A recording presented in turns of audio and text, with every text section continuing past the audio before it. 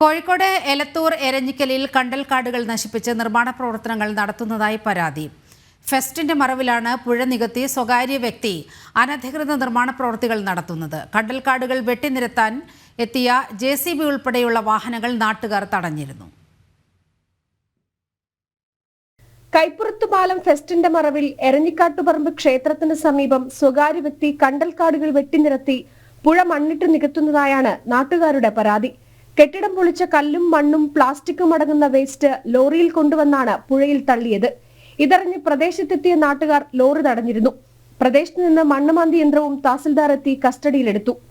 അയാള് പല സ്ഥലത്തെ വേസ്റ്റുകൾ ഇവിടെ കൊണ്ടുവന്നത്. അവിടെയൊക്കെ ആ താഴ്ചയിലായിരുന്നു. ഇവിടെയൊക്കെ ഫുള്ള് വേസ്റ്റ് അറച്ച് ഇപ്പോൾ അതാ കണ്ടൽക്കാട് ഫുള്ള് വെട്ടി നശിപ്പിച്ച് അത് ഞായറാഴ്ച ദിവസം നോക്കിയിട്ട് ചെയ്യാണ്. കാരണം റവന്യൂ വകുപ്പൊന്നും ഉണ്ടാവില്ലല്ലോ. അപ്പോൾ ഞങ്ങളാരും ശ്രദ്ധപ്പെട്ടില്ലേ. എൻ്റെ ഇവിടെ അതിൻ്റെ മുകളിലാണ്. അപ്പോൾ ഇവർ വന്ന് വാണിംഗ് കൊടുത്തിട്ട് വരെ അയാൾ ഇതാക്കിയില്ല. അപ്പോൾ ഇവിടെയൊക്കെ എവിടെ വേസ്റ്റ് ഉണ്ടെങ്കിലും അയാൾ ഇവിടെ കൊണ്ടിടിക്കുക. എന്നിട്ട് ഇത് റിസോർട്ടുകാർക്ക് മറക്കാനുള്ളൊരു പരിപാടി ആയിരിക്കും. അയാൾ ഭൂമാഫിയാണ്. മണ്ണ് ഞായറാഴ്ച രാവിലെ 2 ടിപ്പർ ഉണ്ടായിരുന്നു, JCB ഉണ്ടായിരുന്നു. അപ്പം തടഞ്ഞാൽ JCB അവർ കൊണ്ടുപോയി, ടിപ്പർ കിട്ടിയിട്ടില്ല. സ്വകാര്യ വ്യക്തി തന്റെ 70 സെന്റ് ഭൂമിയോട് ചേർന്നുള്ള സ്ഥലത്താണ് അനധികൃതമായി കയ്യേറ്റ ശ്രമം നടത്തിയിരിക്കുന്നത്.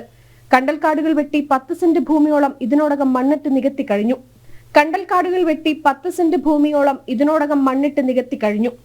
മറവില് ഇവർക്ക് ഇത് തൂർത്തിട്ട് ഫസ്റ്റിന്റെ ആവശ്യത്തിന് വേണ്ടിയിട്ടാണ് ചെയ്യുന്നുള്ള രീതിയിലാണ് വരുത്തി തീർത്തത് ഇവിടെ.